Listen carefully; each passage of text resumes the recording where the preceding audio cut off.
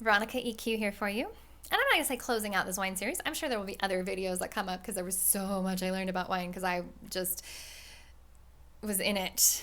I was really in it. And I loved it. But I really wanted to hone in on this point as well. That's kind of come through in some of the other videos as well. I'm on an as well kick, as you can notice. I'll call myself out on that. But it's just in that vein again of wine being an experience, of letting you be aware or reminding you really that a lot of people will misuse wine to intimidate you. And as a woman first and younger female in the wine industry, that infuriated me because I'm always for the underdog anyways in education. And I will tell you, I had a weird experience in Mexico. We were at a sommelier. I was at this really nice, all-inclusive resort. And the sommelier was just an ass. He's like, you're a woman, you don't know anything. And actually, at the time, I was dating an individual who's from France, and they had a little bit more of a culture around wine.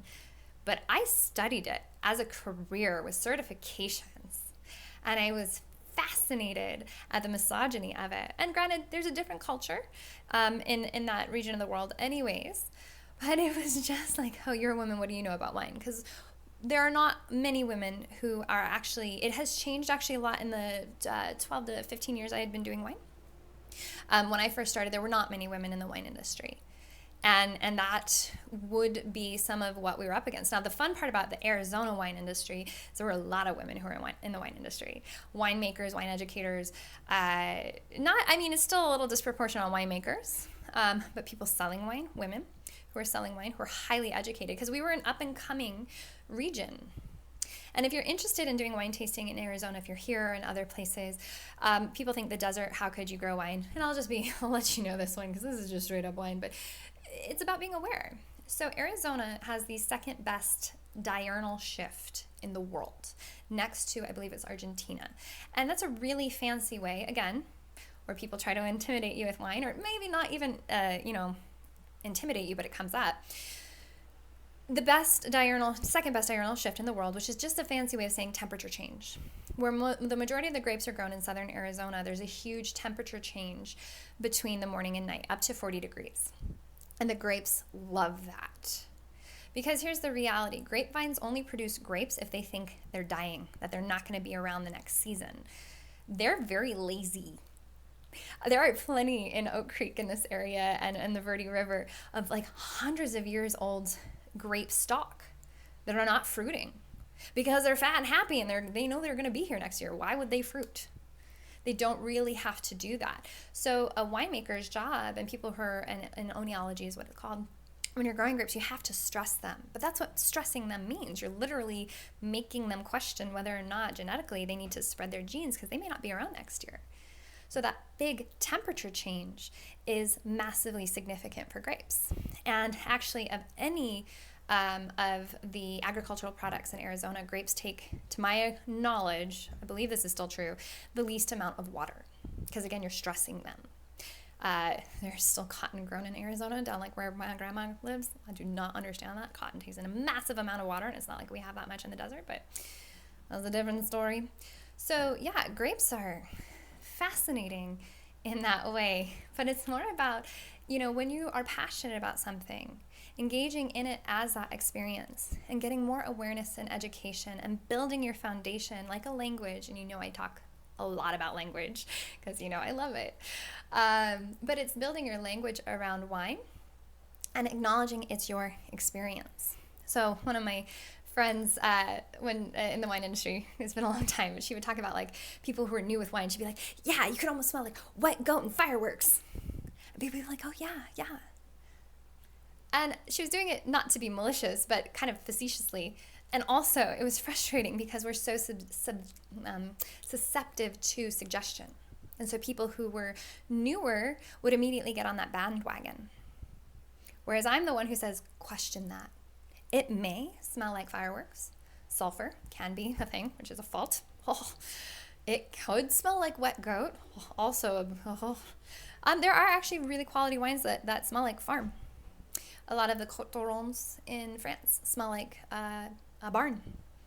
I've had a Grenache from Spain that smelled like asphalt. Now, it did not taste like asphalt. it was actually really delicious, but smelling it was like, oh, this is not my preference, but tasting it is. And then again, that gets into that preference thing.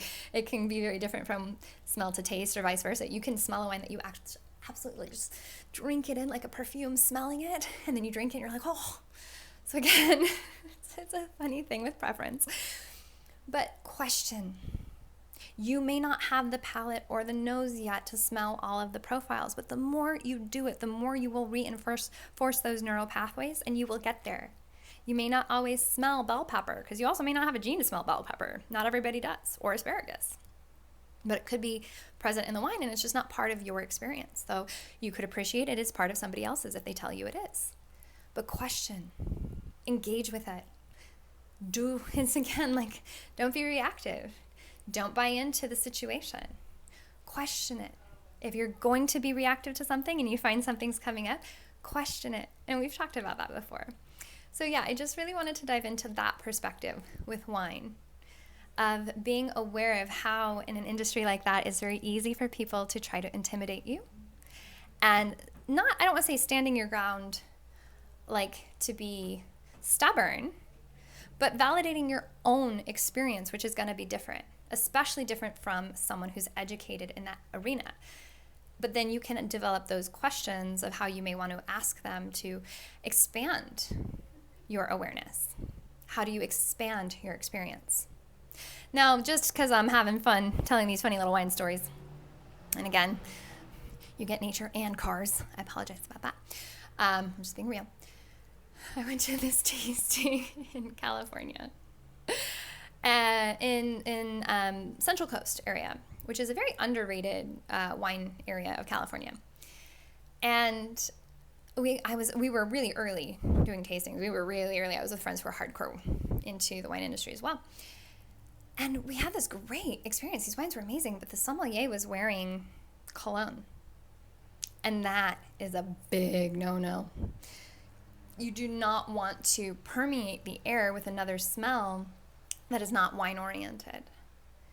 And so we actually had to take the wine outside or like away from him to be able to enjoy. And he was super sweet, super knowledgeable. And we're like, this guy knows what he's talking about. But it is known you don't wear cologne or perfume if you're working in the wine industry ever. And by the way, that's not really great for you anyways, but that's a whole different health story. Do your research. But yeah, so we get in there. And we finally realized after we were done tasting, because we were super early, it was the bachelorette parties.